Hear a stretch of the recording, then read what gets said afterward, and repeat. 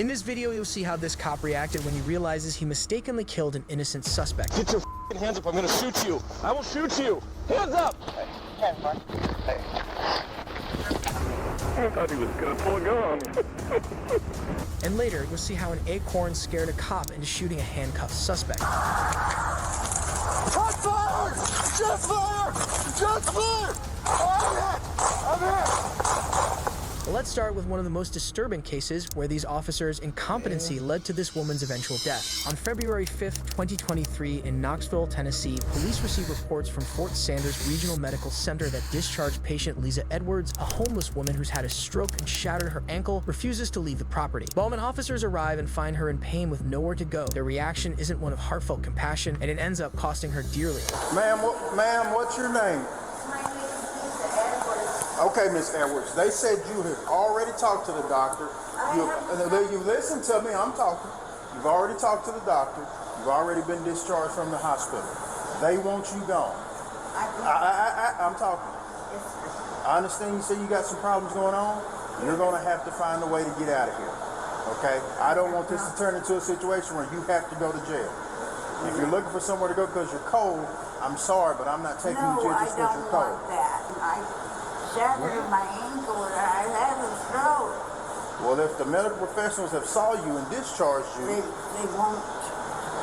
I got nothing to do with that then, but you got to get going. The officers tell Lisa that she must leave the property despite being unable to walk and recently suffering a stroke. While it isn't the hospital's responsibility to shelter her, if she has legitimate medical complaints, they have a duty to care. Considering she can't walk and will have to forfeit the hospital's wheelchair, it's highly likely she'll soon end up in exactly the same place. Instead, officers decide to take her into custody on charges of criminal trespassing. Okay. She's not strapped in there, is she? Oh, yeah, I am. My bag. Oh, no. Please, don't This let lady me is fall. hurting, bro. We're not gonna let you fall, okay? Okay, you found it.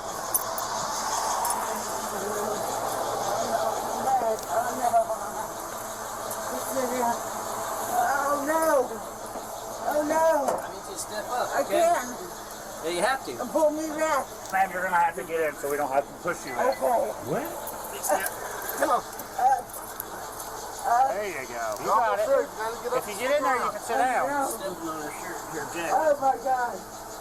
I gotta go down. Listen, you're gonna have to get up there because we're gonna have to physically put you up there if not. And that's not as nice. So please help us help you.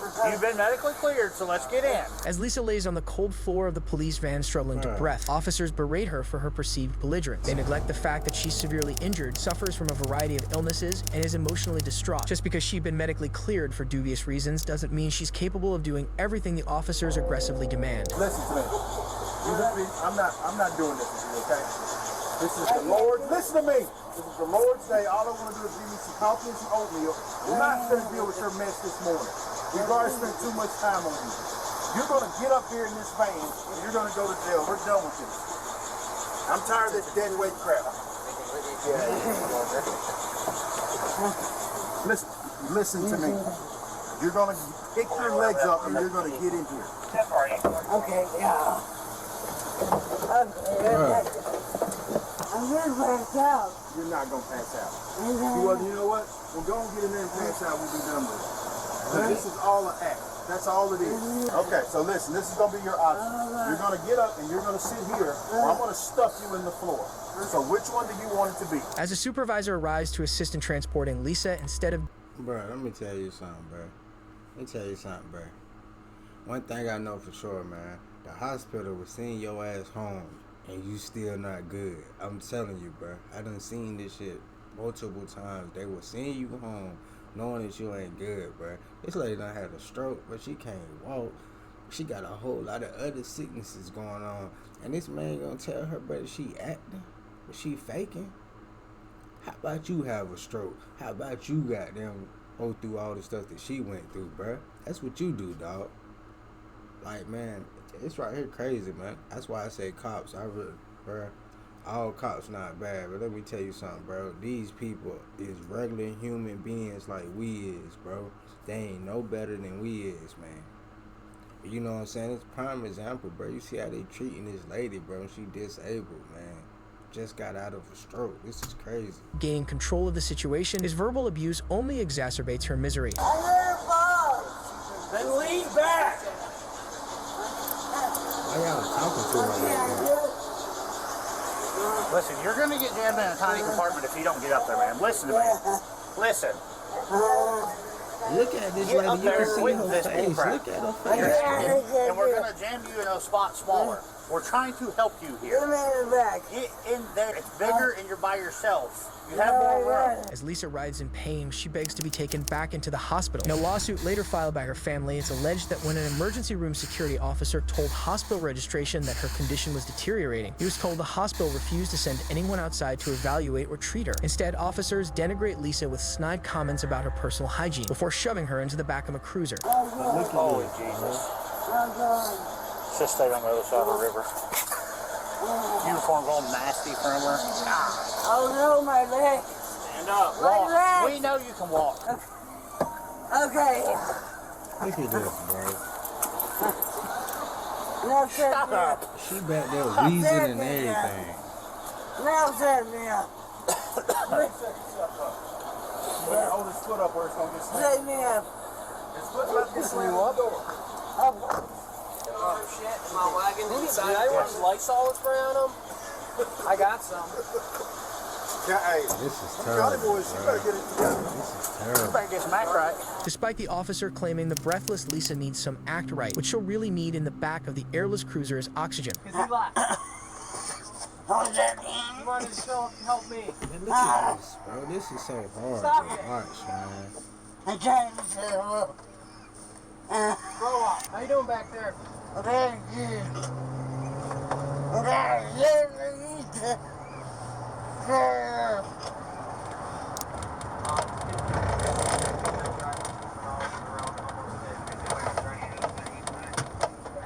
Yeah, well, you're not two calls on that vehicle. Hey, are you up? Oh, she. Yeah, they should be. I don't know. She's not responding back here now. When the officer pulls over a vehicle unrelated to the incident, he finally notices that Lisa has long since lost consciousness.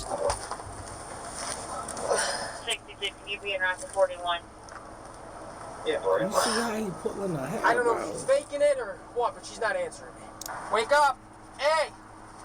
That dude just Even pulled after by pulling her hair, unconscious bro. head up by her hair, he again questions if she's faking it. Lisa Edwards would never wake up. She was transported back to Fort Sanders Regional Medical Center, where she suffered multiple heart attacks and a second stroke before passing away the next day. In disciplinary crazy. actions, responding Sergeant Brandon Wardlaw was demoted to officer. Transporting Officer Timothy DeStasio was suspended without pay for 10 days, and Officer Adam Barnett was suspended without pay for 4 days. The lawsuit is ongoing. While this case was clearly tragic, our next is simply strange. Bruh. One thing that gets me is, bruh, somebody lose their life, all the cop get is suspended without pay sometime. It's never really no legal actions for what they did, bruh. Them people was not doing their job, dog. I don't care what she smelled like. I don't care if you felt like she was faking, bro. It's not your job to be a damn judge and jury, bro. That's not your job, bro. And it's like, man, that right there was just sickening to even watch, man. But we got some more. Let's get it. Shots fired! Shots fired! Shots fired! I'm hit! I don't know. I I'ma run felt this like back. it. In Bocalusa County, Florida, tragic, our next is simply strange. Shots fired! Shots fired! Shots fired! I'm hit! I don't know. I felt like it. In Bocalusa County, Florida, Sheriff's Deputy Jess Hernandez and Sergeant Beth Roberts respond to the scene of a man threatening his girlfriend with a silenced pistol and immediately detain him in the back of a cruiser. But when Deputy Hernandez hears what he believes is a suppressed gunshot, he takes drastic measures to defend himself.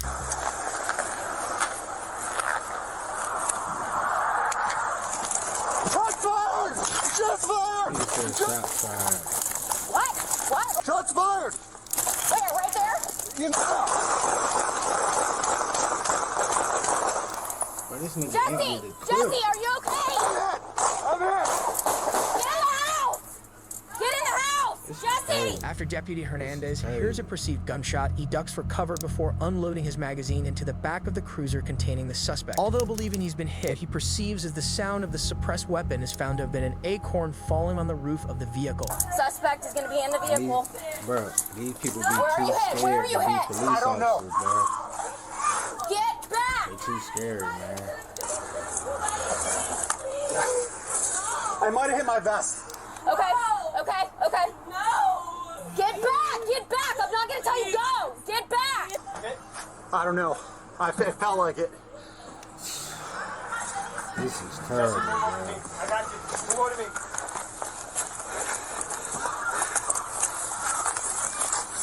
Jesse, come back. Mark vehicle right there. Dude, am I hit? No, you nigga. Do you see anything on my vest? Where are you feeling? Did you feel anything? My legs went numb when it hit me. All right. I don't know. My legs went numb for a second. I heard a pop come from. Go this way. Can you move? Yeah. As backup arrives and trains long guns on the unarmed suspect, Deputy Hernandez asks for help in deciphering whether he's actually been shot. The department later established that it was in fact an acorn that fell on the roof of the cruiser, and Deputy Hernandez resigned a few weeks later. While this officer made a mistake that thankfully wasn't fatal, one involved in our next case simply doesn't care that one was. On January 23rd, 2023, Seattle police officer Kevin Dave responds to calls of a suspected overdose only to find himself in the middle of another tragedy.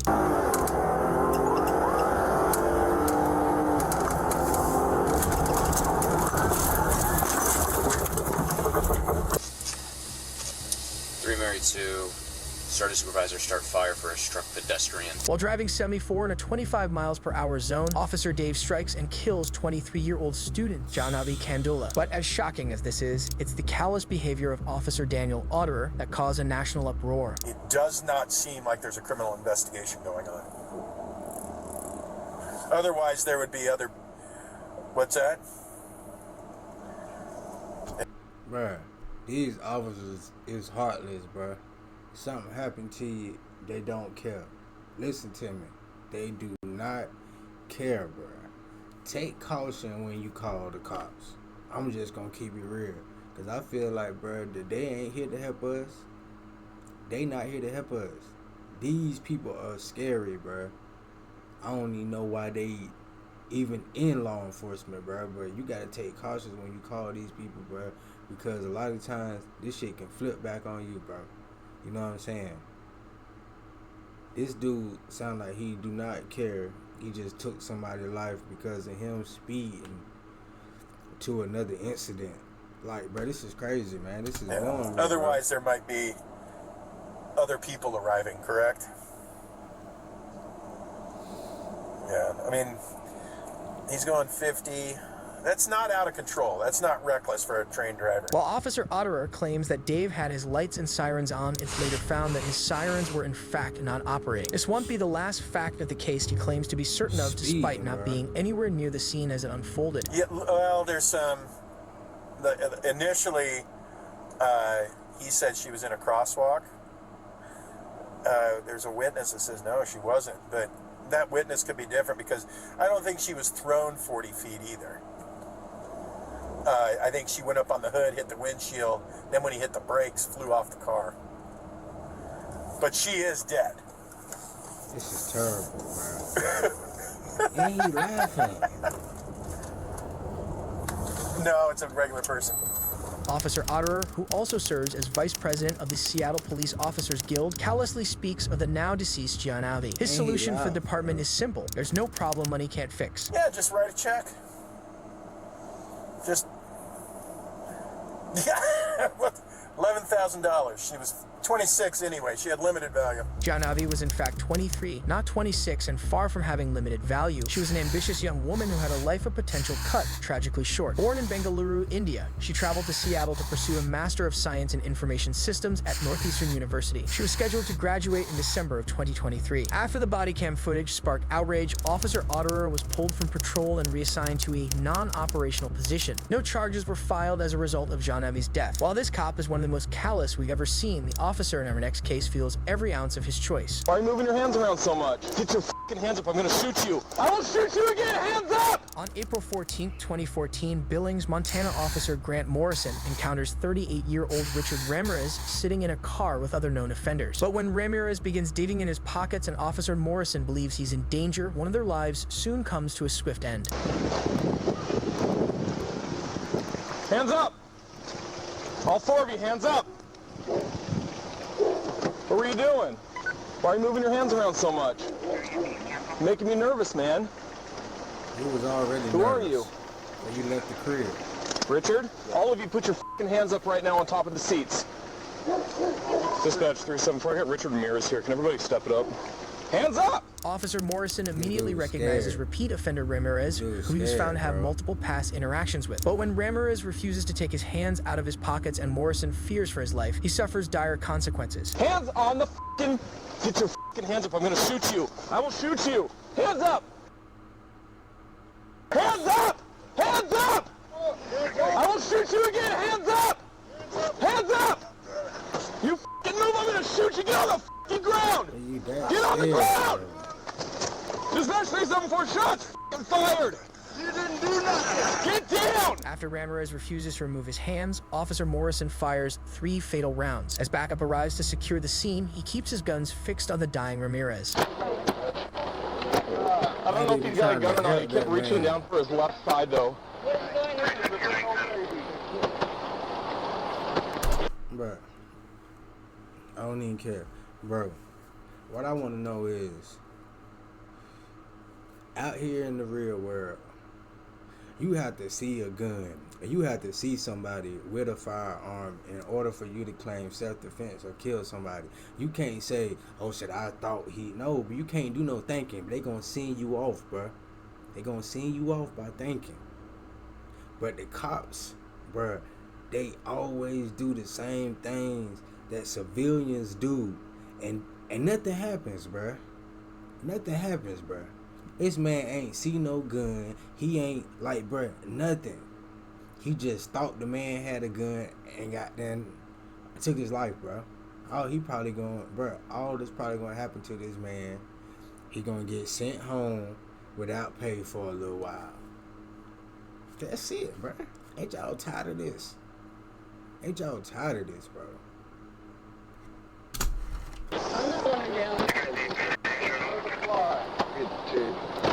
Check him for weapons and then whatever medical attention he needs. But that's fake. That's fake.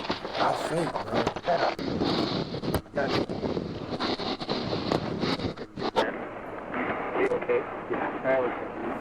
A distraught Officer Morrison is led away from the scene and comforted by fellow officers. As they help him to his feet, we see the weight of the decision already hanging heavy on his face.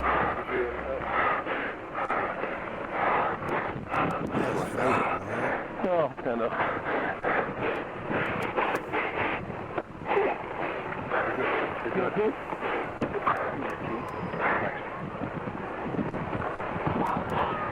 I thought he was gonna pull a gun.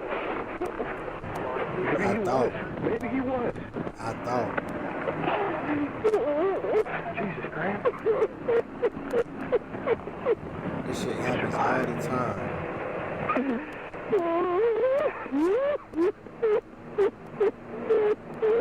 Got you. You want me to call your wife? I'll call her in a little bit. I'm ready to go. All right, let's go right. Yeah, let's get you out of here. It was later determined that Ramirez was reaching to stash crystal meth and a syringe and had enough of the drug in his system at the time of death to be fatal to a non-user. Officer Morrison was placed on paid administrative leave and after being cleared of any wrongdoing was reassigned to a prescription drug crimes task force. After filing a lawsuit, the family of Ramirez went on to receive a $550,000 settlement from the city of Billings. As terrible as this was, it doesn't even compare to the tragic mistakes of an officer in Atlanta, Georgia. Put your hands up! Show me your hands! In the early morning hours of October 12, 2019 in Atlanta, Georgia, an apartment resident calls a non-emergency number to report that her neighbor Atatiana Jefferson's front door is open. But when Officer Aaron Dean arrives, a series of fatal mistakes leads to an unimaginable tragedy.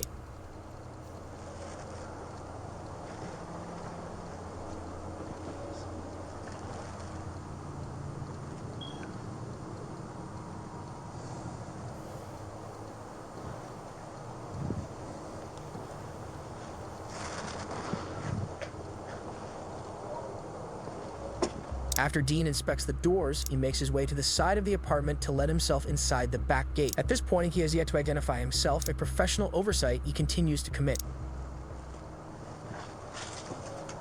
Like he said, the dude ain't announced he even there, bro. And he out there whispering.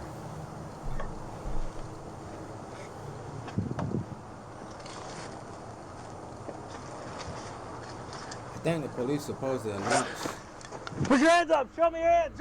On the other side of the window, a frightened Tatiana stands with her gun, ready to defend herself from the nameless intruder. She paid with a fatal gunshot wound to the chest, her 8-year-old nephew looking on. Aaron Dean refused to cooperate with investigators and soon resigned from the force. He was later charged and convicted of manslaughter and was sentenced to 11 years, 10 months, and 12 days in prison. As insane as these cases are, you won't believe, and the suspect is smarter than the cops.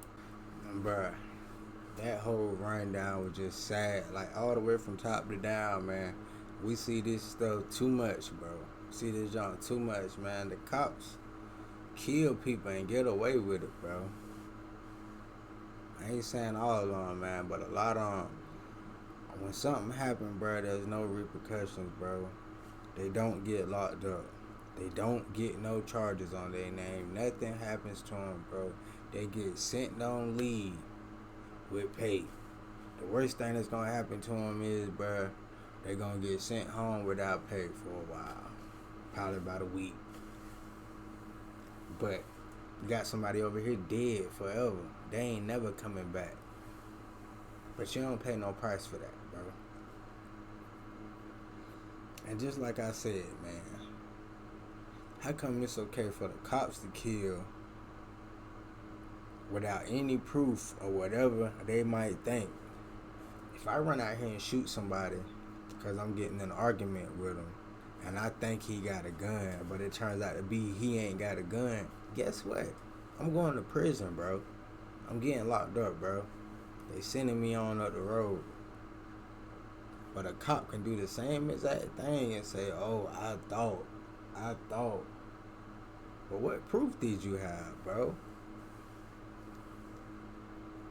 That's what we doing now, man. But you know what I'm saying? Like, hey, bro. I can't change shit. I can't change it, bro. Shit, the only way this shit ever changes is if we come together, which we never will. But if we come together, man, and just goddamn, like, stop going for this shit, bro. Like, just stop going for it, man. But you know, I ain't gonna say too much. But you know what I'm saying?